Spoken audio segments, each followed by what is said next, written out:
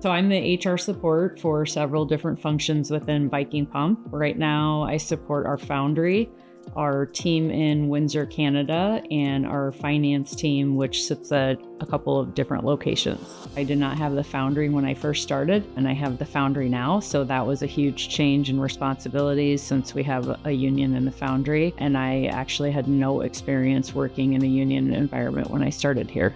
It actually was one of the reasons that I was interested in this job when I took it, though. I'm just always looking for something new to learn, a new challenge, and that gave me both of those things at once.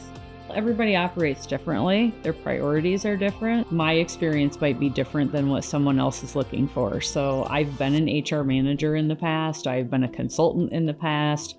I came into this role as an HR business partner, but it gave me the opportunity to learn new things, which for me was what I was looking for to grow my career. So the ability to allow people to grow and develop in whatever role they're in into a new role or a different version of the role they're in, there's a way to meet the career aspirations of everybody.